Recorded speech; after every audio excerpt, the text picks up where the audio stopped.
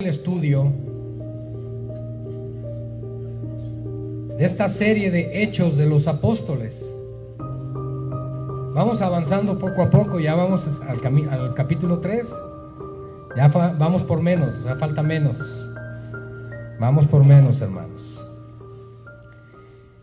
Como ustedes lo recordarán, en el capítulo anterior, nosotros hablamos acerca de la llegada del Espíritu Santo.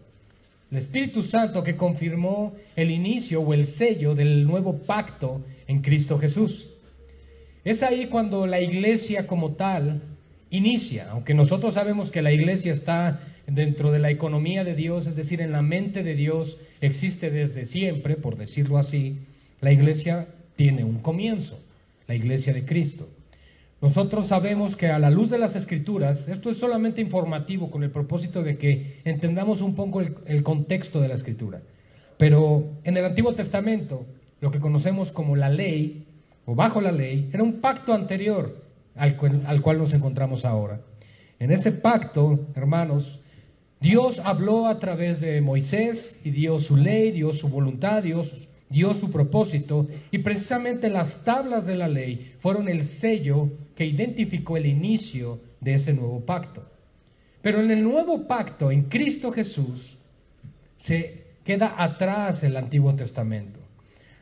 Ahora hay algo importante aquí, porque la ley no fue abrogada, sino que vino Cristo a cumplirla. La ley, hablando de la ley moral, de los 10 mandamientos que yo creo que todos aquí podríamos mencionar de memoria y en orden, esos 10 mandamientos, amados hermanos, siguen vigentes. Cristo no abrogó esa ley, sino que la vino a cumplir. Incluso cuando Jesús estaba hablando, Él amplificaba la ley. Habéis oído que a los antiguos les fue dicho, no cometerás adulterio.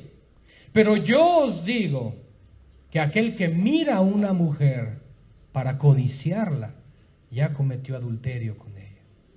Si se dan cuenta, Jesús está amplificando la ley, está hablando de la esencia en lo profundo del mandamiento. Jesús no solamente se está limitando a la letra escrita en las tablas de la ley, sino que ahora nos habla del propósito de ese mandamiento. Cualquiera podría pensar, bueno, yo puedo observar, yo puedo mirar, yo puedo deleitarme con mis ojos mientras no toque. Pero no, Jesús claramente dice, no, el punto está en tu corazón. Si tú codicias con tus propios ojos, delante del Padre has cometido adulterio. ¡Wow! Entonces eso nos hace ver que el nuevo pacto en Cristo Jesús no es un pacto de ligereza, no es un pacto donde nosotros podríamos pensar, ay, yo vivo bajo la gracia, puedo hacer lo que yo quiera. No, hermanos, se ha malentendido, se ha mal interpretado lo que significa la gracia de Dios. La gracia de Dios es un don inmerecido, es un regalo que viene de su parte, pero tenemos que entender que por cuanto tú y yo no podemos cumplir con aquella ley, Dios envió a su Hijo en semejanza de carne y sangre para vivir la vida perfecta y cumplir y satisfacer las demandas de la ley de Dios. Cristo vino a vivir la vida perfecta en nuestro lugar, en tu lugar, en mi lugar. Cristo, por lo tanto, satisface esas demandas de la ley. Pero también Cristo muere en nuestro lugar porque la paga del pecado es la muerte. La ley vino muchísimos años después de la vida de Adán. La sentencia del pecado viene desde el huerto. El día que comas de este árbol de la ciencia del bien y del mal, ciertamente morirás. La sentencia está ahí. Sin embargo, también nos enseña la Escritura que aquel que no guardare los mandamientos de la ley sería culpable de toda la ley. Y podrías pensar, es que yo observo toda la ley, como aquel joven rico que se acercó con Jesús y le dijo, oh maestro, bueno, yo he guardado todo esto desde mi juventud. Y cuando Lucas dice que voltea a Jesús y dice que lo amó a este joven, no significa que le haya amado porque ha guardado los mandamientos, sino más bien es una expresión de compasión porque sabe que realmente no lo había guardado todo. En ese momento le dijo, ok, está bien. Entonces ve, vende todo lo que tienes, repártelo a los pobres y ven y sígueme. Dice, y no pudo porque él tenía muchas riquezas. Su corazón estaba en el dinero, la codicia, Él finalmente quebrantaba la ley. Y Cristo entonces muere en la cruz por sentencia del pecado de Adán, cargando tu pecado, mi pecado, el pecado de Adán, el pecado de toda la humanidad sobre sí mismo. Pero Jesús no solamente viene y muere y punto, no. Él también tuvo que vivir la vida perfecta en nuestro lugar, porque si no, esa ley seguiría trayendo condenación a nosotros. Jesús tuvo que vivir la vida perfecta y Jesús tuvo que morir. De lo contrario, si Él solo hubiera venido un fin de semana a morir por nosotros, la ley nos seguiría condenando. Tenemos que entender, por lo tanto, lo que implica el pacto de la gracia. El nuevo pacto en Cristo Jesús va más allá de solamente, gracias Jesús, sino que Él demanda ahora de nosotros obediencia.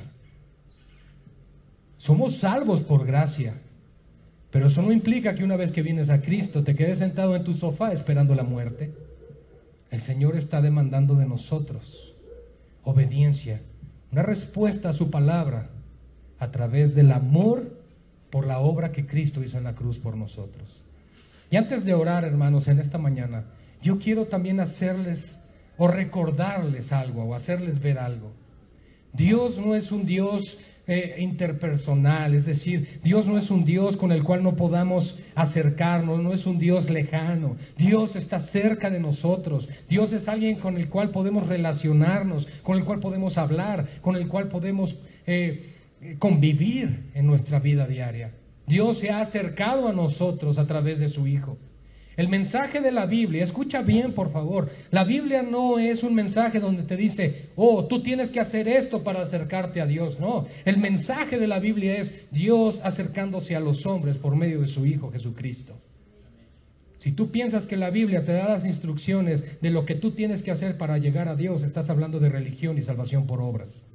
Pero si tú vas a las Escrituras confiando en que Dios es el que se va a acercar a ti, entonces estás confiando en la gracia del Señor. Vamos a orar en esta mañana, iglesia, para entrar a la palabra de nuestro Señor. Padre, gracias por tu palabra. Gracias por la vida de mis hermanos y hermanas que están en esta mañana reunidos aquí para adorar tu nombre, para exaltar tu gloria, para maravillarnos en tus atributos y tu belleza. Pero también, Señor, para recibir tu palabra, tu instrucción, Señor, y continuar así nuestra adoración a tu gloria y a tu nombre. Tu palabra enseña que tú nos has rescatado de nuestra vana manera de vivir, que tú nos has llamado de las tinieblas a la luz, que tú nos has trasladado, Señor, de esa vida de pecado, de disolución, a la nueva vida en Cristo, donde hay libertad, donde hay perdón, donde hay gracia, donde hay misericordia. Señor, pero llévanos a comprender que el mensaje de la gracia no es un sustituto de nuestra obediencia, que el mensaje de la gracia, Señor, no nos ha sido dado para que nosotros nos olvidemos de nuestra responsabilidad. Padre, como creyentes, como cristianos, como hijos de Dios, tú nos has llamado a obedecer tu palabra en todo lo que hacemos. Ayúdanos, por favor, Padre, y que el día de hoy recordemos que las primeras obras son tan importantes como las últimas que hacemos para tu gloria. En el nombre de Jesús te damos gracias. Amén y amén. Hechos capítulo 3. Después de aquel maravilloso mensaje, aquella exposición gloriosa del primer sermón, el sermón inaugural que encontramos en las Escrituras del apóstol Pedro, miles de personas se convirtieron en aquel día, durante la fiesta o la celebración de Pentecostés. Pero hermanos, la salvación no solamente fue un evento aislado de un día, sino que tiene un propósito de continuar en la preservación y la perseverancia de la transformación del corazón del hombre. Cuando Cristo ha salvado un alma, esa alma no queda solamente en una posición estática, sino que tiene el propósito de continuar en su crecimiento y en su madurez. En este caso nos vamos a encontrar en el capítulo 3, lo vamos a estudiar completo con el favor del Señor. Nos vamos a encontrar las primeras obras que aparecen. Ahora, ¿qué significa esto de las primeras obras? Pues recordando que nosotros no somos salvos por obras. Entonces las obras juegan un rol o un papel importante, pero es después de nuestra salvación. Ahora, esas obras no tienen el propósito de ayudarnos a mantener nuestra salvación, porque nadie podría. Esas obras solamente tienen el propósito de reflejar que hemos sido salvos y que ahora queremos agradar a Dios a través de lo que hacemos. Las primeras obras son tan importantes, hermanos, que en Apocalipsis capítulo 2 se dice lo siguiente.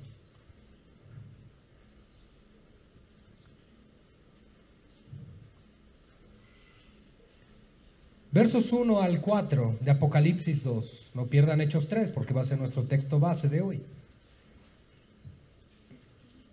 Escribe al ángel o al enviado de la iglesia en Éfeso, el que tiene las 7 estrellas en su diestra, el que anda en medio de los 7 candeleros de oro, dice esto, es decir, Cristo.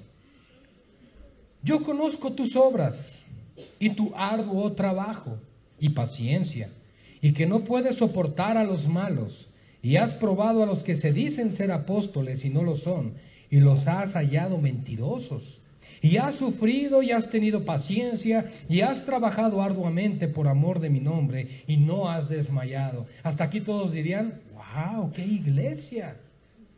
Bueno, y ese es el propósito, que todos seamos activos de esta forma, discerniendo el bien del mal, enseñando lo santo de lo profano, a diferenciarle a la iglesia lo que es de Dios, lo que no es de Dios, que sirvamos, que nos involucremos, que trabajemos en la obra del Señor. Pero vean lo que dice el verso 4, pero tengo contra ti que has dejado tu primer amor.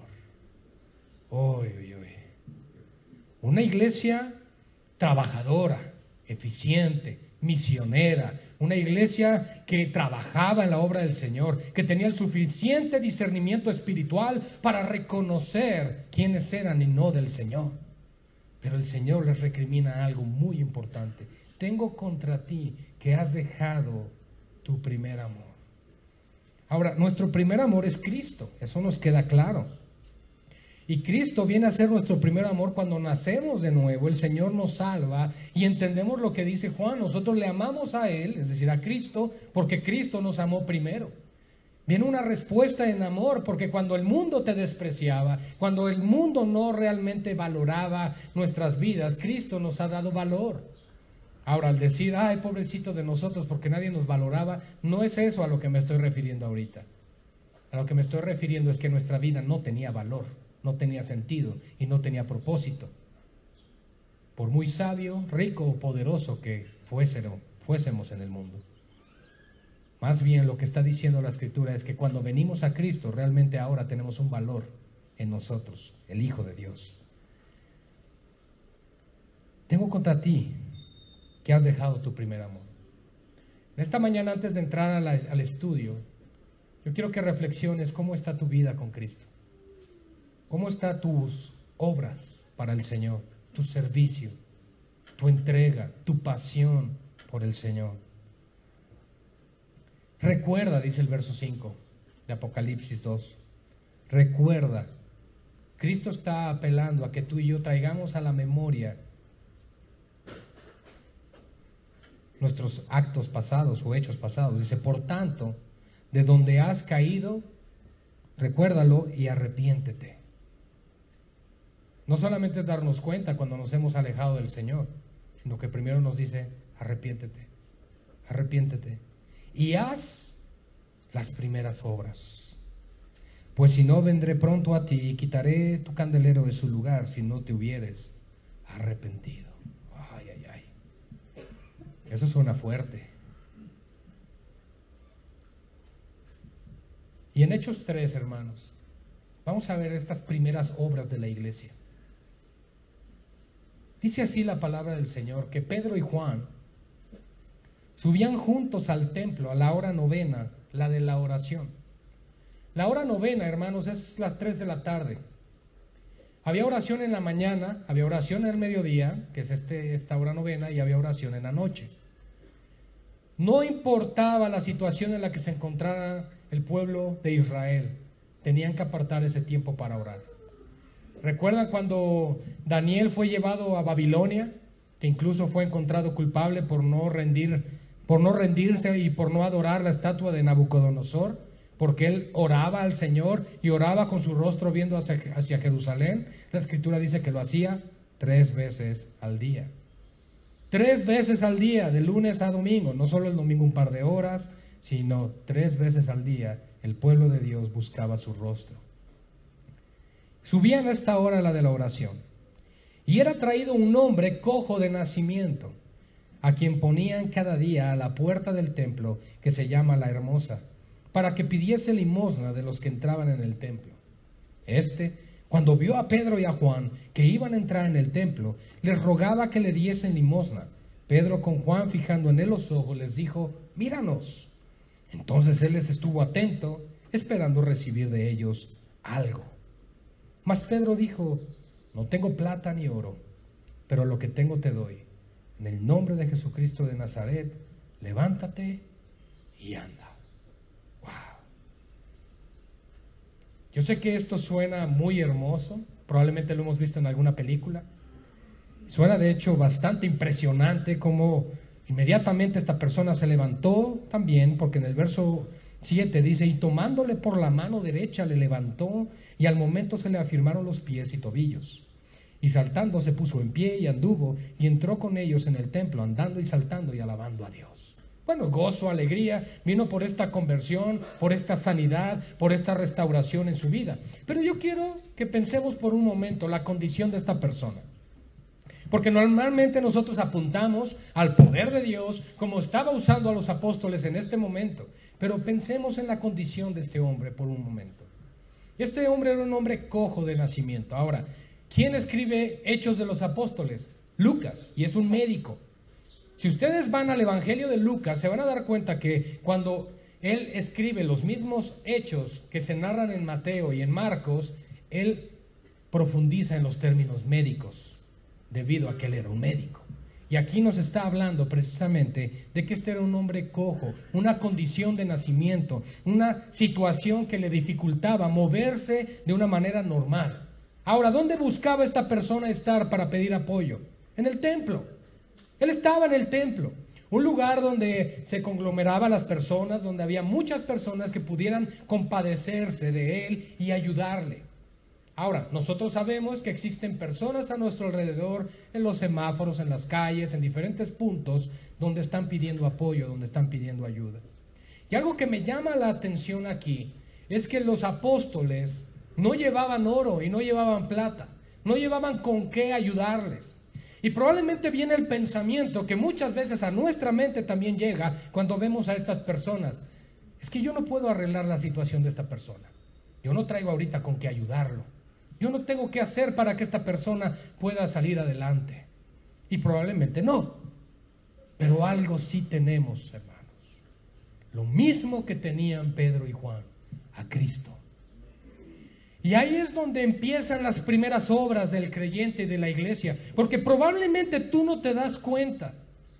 Pero Dios va a permitir que en tu transitar de cada día hayan diferentes circunstancias, modos o medios donde Dios quiere probar tu corazón, donde Dios quiere probar tu fidelidad a Él. Porque aquí no se trata solamente de si tienes o no algo que darle, porque si tienes algo que darle, puedes orar por esa persona, le puedes compartir el evangelio, puedes hablarle de aquel que puede restaurar su vida eterna, no solo una situación por nacimiento, no por una enfermedad. Aquí este hombre era traído, lo ponían en ese lugar, era cojo de nacimiento y lo ponían cada día a la puerta del templo que se llama La Hermosa. Ahora, el templo no se llama La Hermosa, la puerta se llama así. Y ahí es donde lo ponían, porque es donde entraba todas las personas, hombres, mujeres, etc. El templo de aquellos días estaba dividido, no como el tabernáculo que conocemos de Moisés, sino que este templo tenía diferentes atrios hacia su exterior. Y lo que primero se encontraba era el atrio de las mujeres y el atrio de los gentiles, es decir, donde todo tipo de persona que visitara Jerusalén podía entrar. Más adelante ya estaba el atrio también, donde entraban todos los varones, y luego el lugar santo y el lugar santísimo. Pero tenemos que considerar que este hombre se puso en un lugar donde todo mundo lo pudiera ver. Pero lo que nos llama la atención aquí no es que todo el mundo le vio, sino que los creyentes en Cristo pusieron su mirada en Él. Eso significa, y me habla mucho esto, hermanos, que nosotros como iglesia debemos ver cosas que el mundo no ve. A veces, triste y lamentablemente, el mundo, aún con su lucro y aún con sus falsas motivaciones, busca ayudar más que la misma iglesia de Cristo. Nosotros cerramos nuestro corazón al decir, no tengo qué hacer y no puedo cambiar su situación, entonces no hago nada. Hermanos, podemos hacer mucho. Podemos hacer mucho. Pedro y Juan subían a la oración. ¿Se imaginan qué triste sería que Pedro y Juan iban a orar al Señor y que al ver una necesidad no la atendieran? ¿Cómo ellos iban a estar hablando y manifestando el amor de Dios cuando a la primer necesidad, en la misma puerta donde iban a entrar para orar a buscar del Señor, no estaban dispuestos a suplirlo? Hermanos, nuestro corazón tiene que ser movido de la misma forma a ayudar a los demás. No estoy diciendo en este caso dinero solamente. Jesús hablaba que aquel que tenía 2 capas le diera uno al que no tiene. Nosotros vamos a nuestros closets y quizá vemos chamarras hasta de diferentes colores para combinarlas. Y hay personas en la calle que no tienen una sola para poderse tapar del frío. ¿Dónde está nuestro corazón? ¿Dónde está nuestro deseo de querer ayudar al prójimo? Pedro y Juan subían a la novena, a la oración. Era traído este hombre al templo para que pidiese limosna. Por supuesto, cuando vio a Pedro y a Juan que iban a entrar en el templo, les rogaba que le diesen limosna. Saben, yo he notado algo, que incluso las personas que están en la calle vendiendo algo, si no les compras, pero por lo menos tienes la atención de bajar tu vidrio y decir, sabes, no traigo, pero que Dios te bendiga, te dicen muchas gracias. Gracias por hablarme. Gracias por notar que existo. Gracias por notar que estoy aquí. Y sería excelente si traes tratados bíblicos, ¿verdad? Sería excelente. Sabes que no traigo con qué, pero ten el Evangelio. Conoce del Señor. Pero ¿qué hacemos? Subimos el vidrio, quizás hasta subes la música, o hasta le haces así como que no estoy viendo lo que está pasando, para que pasen de largo. Es cierto, hermanos, porque nuestro corazón se cierra a la necesidad de los demás. Y cuando Cristo nos bendice para hacer bendición a otros. No lo olvides. Así que cuando Pedro y Juan iban a entrar, este hombre puso sus ojos sobre ellos y Pedro y Juan, fijando en él los ojos, les dijo, míranos, míranos. Y él estuvo muy atento, ¿verdad? De haber dicho, ahorita me van a dar saco para el desayuno. Pero había algo más importante en esto. Pedro les dijo, no tengo plata ni oro, pero lo que tengo te lo puedo dar. Hermanos, el Evangelio ha llegado a nosotros de manera gratuita. El mismo apóstol Pablo dice, ay de mí si no predicar el Evangelio, porque impuesta me es necesidad. Yo debo presentar, dice Pablo, el Evangelio gratuitamente. El Evangelio no se cobra, iglesia. La palabra de Dios no se cobra. Eso es algo que tenemos que entender. A esta iglesia jamás vendría alguien a predicar que diga, voy pero mis honorarios son tantos. Jamás. Jamás, iglesia. Porque el Evangelio no se cobra. ¿Sabemos responder con una ofrenda a los siervos de Dios? Sí, pero es muy diferente. Eso es otro aspecto. Pero aquí, amados hermanos, estamos viendo que ellos no rehusaron dar lo más valioso que tenían, el Evangelio de Cristo. Las primeras obras de la iglesia. Ellos vinieron a Cristo, proclamaron el Evangelio, se convirtieron miles de personas. Pero ahora, ¿qué sigue, Señor? Quiero que sigas amando a la gente. Quiero que demuestres que tu corazón ha sido cambiado, que no cierres tu corazón a la necesidad. Jesús dijo, a los pobres siempre los tendréis y siempre tendrán ocasión de hacerles el bien. Pedro le dijo: no tengo plata ni oro, pero lo que tengo te doy. En el nombre de Jesucristo de Nazaret, levántate y anda. Y lo tomaron de la mano derecha, se levantó, y al momento se le afirmaron los pies y tobillos. Y saltando se puso en pie, y anduvo, y entró con ellos en el templo, andando y saltando, y alabando a Dios. Gozo se manifestó cuando esta vida fue restaurada, cuando fue rescatada. Ahora tú y yo también somos como ese cojo. Tú y yo también estamos en una condición, amados hermanos, donde estamos en necesidad del Evangelio de Cristo. Y el Evangelio llega a nuestras vidas con el propósito de afirmar nuestros pies y caminar hacia la gloria de Dios, alabando y sirviendo a su nombre. Ese es el propósito por el cual el Señor te ha afirmado en su palabra y te ha afirmado en su verdad. Él no nos ha dejado ahí tirados mendigando. Él no nos ha dejado ahí tirados pidiendo. No, Él ya nos lo dio todo. Nos dio a Cristo y nos ha dado la salvación. No podemos ser hombres y mujeres que se anden quejando. Ahora, hay dificultades en la vida. Probablemente estás pasando por escasez, por situaciones difíciles en tu matrimonio, en tu familia. Situaciones que dices son complicadas. Pero quiero que sepas algo. Si tienes a Cristo, lo tienes todo. Porque con Él, con su ayuda, con su gracia y con su palabra, podrás salir adelante de cualquier situación. No importa la que sea, porque si no sales adelante es porque tú no quieres, porque Cristo tiene todo el poder para hacerlo. Saltando se puso en sus pies, se gozaba, alababa al Señor, y todo el pueblo le vio andar y alabar a Dios. Eso me encanta. Porque no hubo temor, no hubo vergüenza en su corazón. Recibió lo que él tanto anhelaba. Ahora, ¿qué es lo que tanto anhela tu alma? ¿Qué es lo que más anhelas? ¿Qué es lo que más quieres? Porque déjame decirte algo. Probablemente tú pudieras recibir en este momento una gran mansión, con tus deportivos estacionados afuera, con una abundancia en una cuenta económica, una cuenta de banco. Decir, lo tengo todo. No, seguirías sin nada. Porque en el momento que mueras, nada de eso te vas a llevar.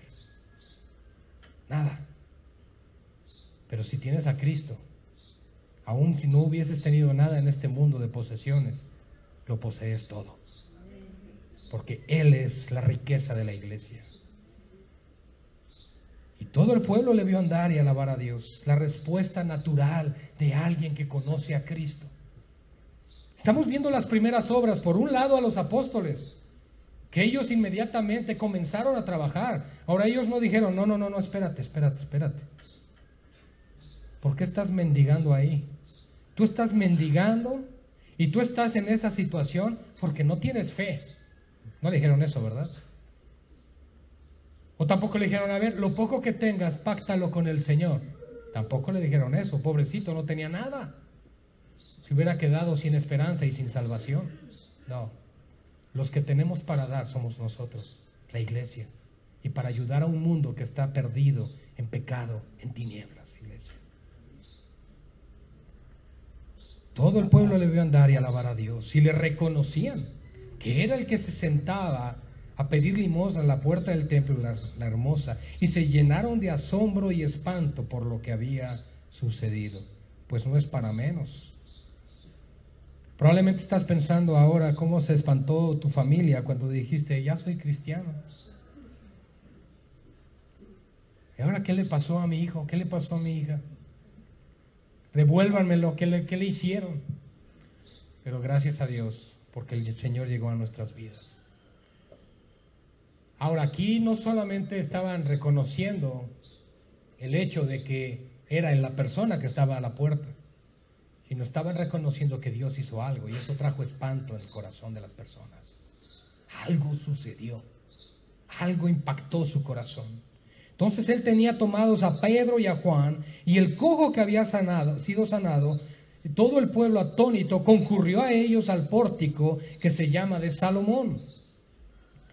Viendo esto, Pedro respondió al pueblo, varones israelitas, ¿por qué os maravilláis de esto? ¿O por qué ponéis los ojos en nosotros, como si por nuestro poder o piedad hubiésemos hecho andar a este? Y entonces viene la exaltación nuevamente del Señor. Ahora, lo que me gusta de las predicaciones, hay diferentes sermones, hay más de 7 sermones en el libro de los Hechos. Ya vimos el primero de Pedro, este es el segundo que vamos a ver. Pero en cada uno de ellos no son nada dulces.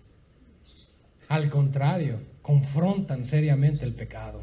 Porque dicen: el Dios de Abraham, de Isaac y de Jacob, el Dios de nuestros padres, ha glorificado a su Hijo Jesús, a quien vosotros entregasteis y negasteis delante de Pilato, cuando éste había resuelto ponerle en libertad.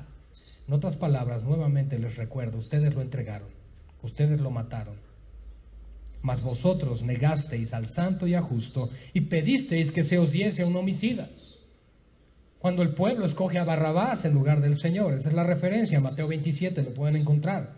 Y mataron al autor de la vida, a quien Dios ha resucitado de los muertos, de lo cual nosotros somos testigos. Y por la fe en su nombre, a este que vosotros veis y conocéis, le ha confirmado su nombre.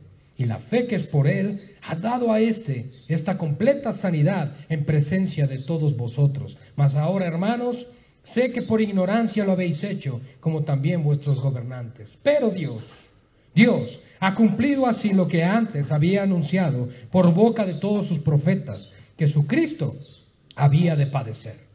Fíjense, hermanos, en este sermón nuevamente abundó en lo mismo.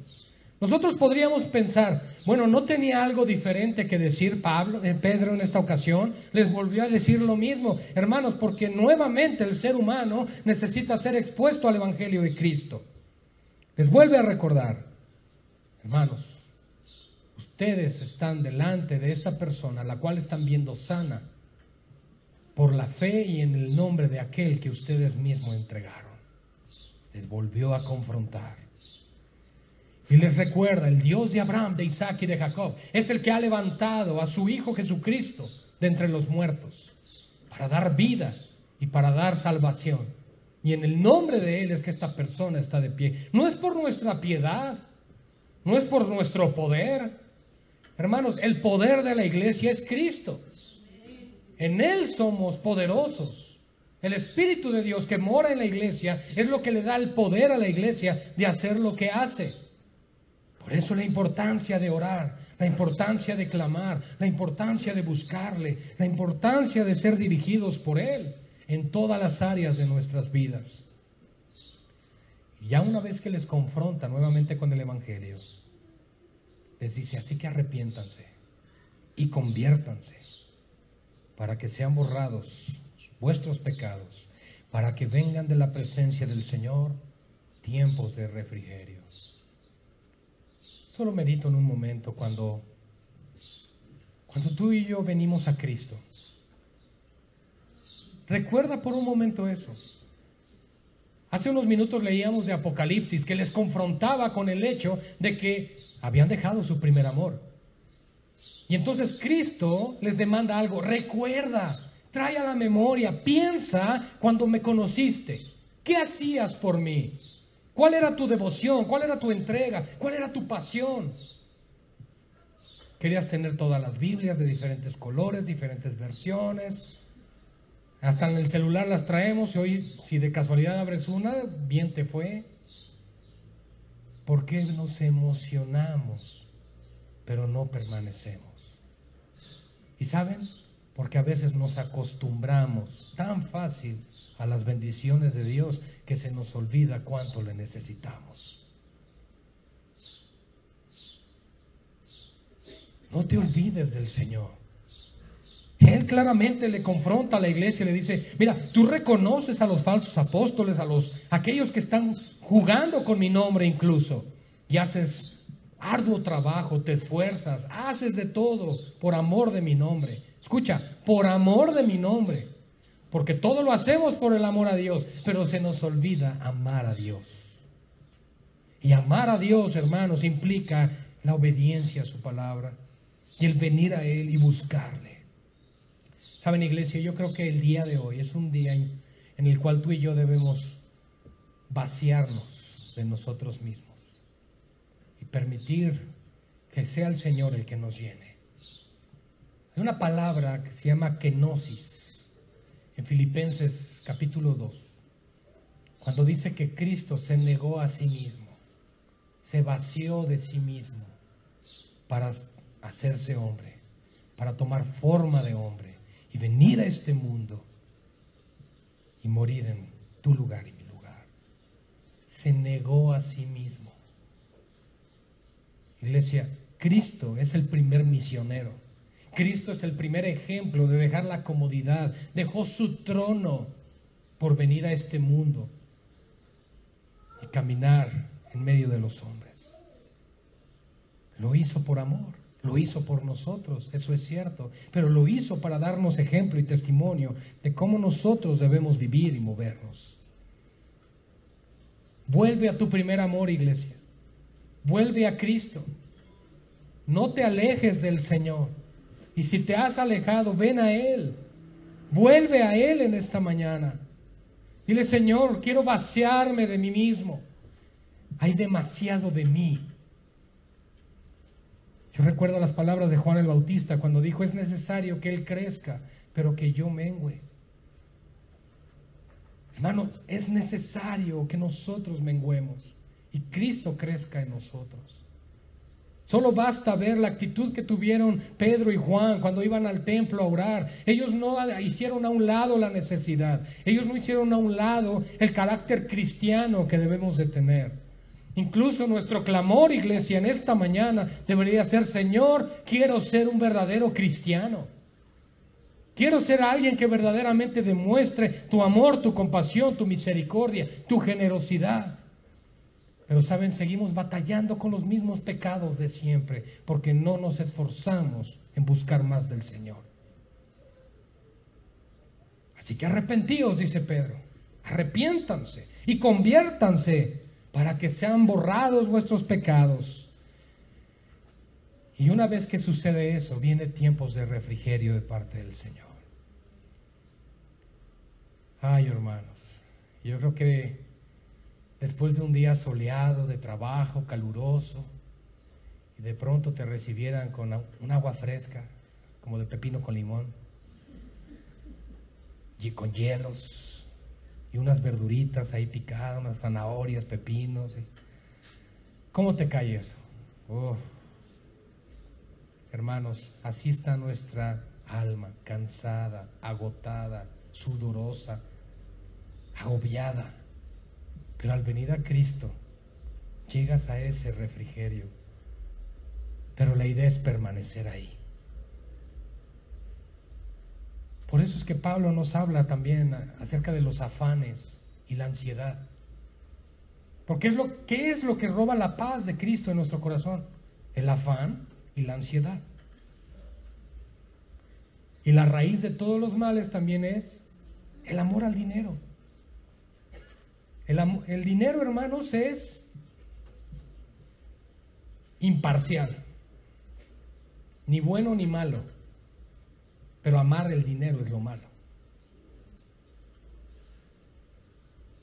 Y amar el dinero, amar la riqueza, amar el poder, trae esclavitud al alma. Y una vez que tienes, quieres más y más y más. Pero cuando tú vienes a Cristo, ese refrigerio te sacia, te satisface, y no lo hace por un momento, lo hace para siempre. Pero en ocasiones nuestro corazón es también como el corazón de aquel pueblo de Israel, que aún viendo la provisión de Dios durante el desierto, en el Éxodo, ellos decían: ay, Moisés, es que en Egipto había carne, y es que allá había de todo, y tú nos has sacado a sufrir aquí. ¿Y qué hizo el Señor? Les dio el maná. Se volvieron a quejar. Les dio codornices. De pronto imagina cuando aquellos cuervos fueron enviados para alimentar a Elías. Ahora Cristo ha sido enviado para ser el pan de vida para nosotros. No solo de pan vivirá el hombre, sino de toda palabra que sale de la boca de Dios. Cristo ha venido para saciar tu hambre. Cristo ha venido para saciar tu alma. Toda necesidad que puedas tener se encuentra en Él, pero tienes que aprender a descansar en eso. Así que arrepentidos. Y entonces, cuando vengan de parte del Señor esos tiempos de refrigerio y Él envía a Jesucristo, que os fue antes anunciado, agrega, a quien de cierto es necesario que el cielo reciba hasta los tiempos de la restauración de todas las cosas, de que habló Dios por la boca de sus santos profetas que han sido desde tiempo antiguo, porque Moisés dijo a los padres, el Señor vuestro Dios os levantará profeta de entre vuestros hermanos como a mí.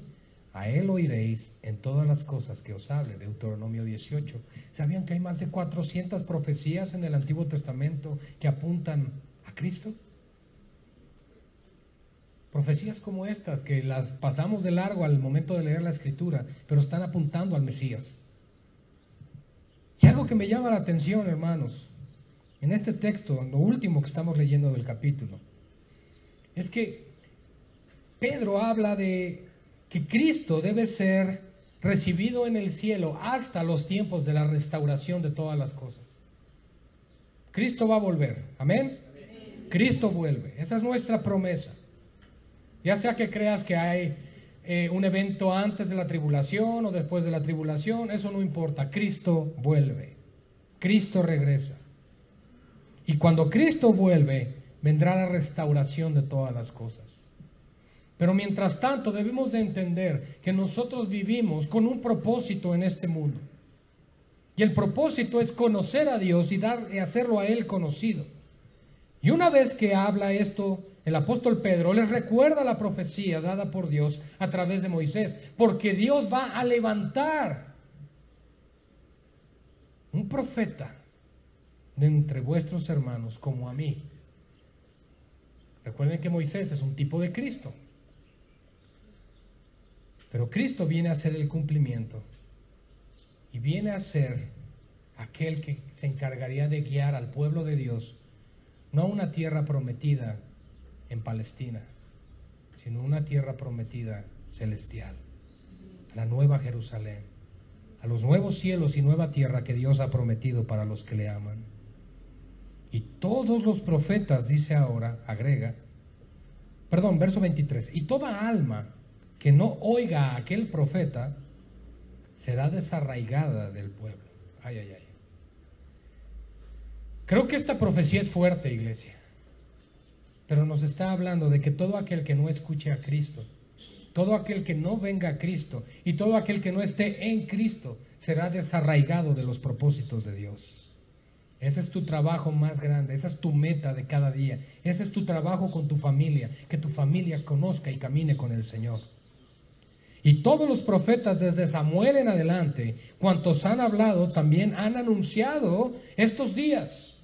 Iglesia, tú y yo somos privilegiados de vivir en los postreros días.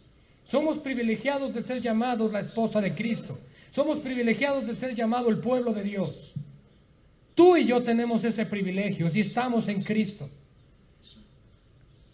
Dios nos ha levantado del lodo, del fango.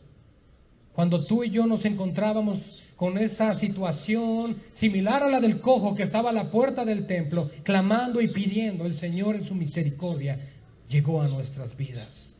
Nos ha rescatado, nos ha levantado y nosotros somos los hijos de los profetas. Dice, vosotros sois los hijos de los profetas, hablando al pueblo judío, y del pacto que Dios hizo con nuestros padres, diciendo a Abraham, en tu simiente serán benditas todas las familias de la tierra. Ahora bien, esa simiente no se refería a Isaac, el hijo de Abraham, sino a toda descendencia que creyera por la fe en Cristo. Tú y yo somos parte de la promesa que Dios le hizo a Abraham a través de creer en Cristo. A vosotros primeramente Dios, habiendo levantado a su Hijo, lo envió para que os bendijese, a fin de que cada uno se convierta de su maldad. Porque sin santidad nadie verá al Señor. Dios demanda hoy, iglesia, hoy todavía sigue demandando arrepentimiento. Sigue demandando que reflexiones en tus caminos y que notes si te has apartado de tu primer amor. Las primeras obras son las obras que deben de recordarnos cómo debemos permanecer en Cristo. No estamos hablando de conocimiento o sabiduría en la palabra, sino estamos hablando de la respuesta en gratitud y amor por el sacrificio que Cristo hizo por nosotros. La primera vez que tú entendiste, comprendiste, digeriste el Evangelio, dijiste: Señor, gracias. Probablemente hasta no parabas de llorar, no parabas de regocijarte, de alegrarte por lo que Dios se había hecho en tu vida. ¿Dónde está ese gozo, iglesia? ¿Dónde está esa pasión? ¿Dónde está esa alegría que experimentaban? Dice la misma Escritura. Los afanes, hermanos, las cargas de la vida, el desviar nuestros ojos del autor de la vida, traen esas cargas a nuestros hombros. Pero el Señor nos recuerda en esta mañana: es tiempo de volver a mí. Es tiempo de volver a mí. Dios nos da la oportunidad. Mientras haya vida, hay esperanza. Y ahí lo leímos en Apocalipsis. Por lo tanto, arrepiéntate y vuelve a hacer, dice, las primeras obras. Vuelve a amarme como me amabas. Vuelve a buscarme como me buscabas. Vuelve a orar, despiértate y búscame como lo hacías. El Señor quiere ver a su iglesia así. Y rogamos al Señor porque por lo menos en esta iglesia local lo podamos hacer. Que el Señor avive nuestros corazones, que el Señor avive y apasione a su iglesia por su evangelio. Que tú y yo salgamos, hermanos, de la comodidad en la que nos encontramos para poder ser como aquellos discípulos que no tenían nada, pero lo poseían todo al tener a Cristo. Y sabiendo que al tener a Cristo tenemos todo que dar a este mundo. Porque lo que este mundo necesita es conocer al Salvador. Amén. Vamos a orar, iglesia. Padre, gracias, Señor, por tu palabra. Gracias por tu bendición, Señor, en esta mañana. Gracias por visitarnos a través de las Escrituras. Señor, oramos en este día porque sea tu Espíritu Santo hablando a nuestro corazón, hablando a nuestras vidas, Señor. Padre, porque tú nos has demandado el día de hoy el volver a nuestras primeras obras, el volver a nuestro primer amor, el recordar de dónde hemos caído. Señor, nos llenamos de actividades, nos llenamos de tantas cosas que se nos olvida lo principal: tu gloria, tu rostro, tu nombre y tu obra. Señor, ayúdanos. Visita tu iglesia en esta mañana. Visita nuestras vidas, Señor. Clama al Señor, iglesia, y dile: visítame. Visítame, Señor. Estoy frío, estoy fría, me estoy alejando, he estado lejos, Señor. He puesto otras prioridades en mi corazón. Clama al Señor, iglesia. Pídele en esta mañana que Él vuelva a ser tu primer amor, que visite tu vida, que visite tu familia, que visite tu matrimonio. Que el Señor obre en tu corazón. Pídeselo. Clámale al Señor. El Señor nos dice: clama a mí y yo te responderé. Tenemos que levantar nuestra voz, iglesia. Él conoce nuestra necesidad, pero tenemos que ser humildes y decirle: Señor, te necesito, ven a mi vida, ayúdame, cambia esta situación de mi matrimonio, cambia esta situación de mi familia, cambia esta situación con mis hijos, cambia esta situación en mi economía, pero que en todo, Señor, yo pueda volver a mi primer amor. Clama al Señor en esta mañana. No salgas de este lugar, iglesia, sin haberle pedido al Señor que te ayude, sin haberle entregado al Señor tus cargas, para que entonces, como Él lo promete, puedan venir esos tiempos de refrigerio, esos tiempos donde el Señor sacia tu hambre y tu sed. Bienaventurados somos, iglesia, si nuestra hambre y sed son Cristo, porque solo ahí seremos saciados. Gracias, Señor, por ser bueno con nosotros.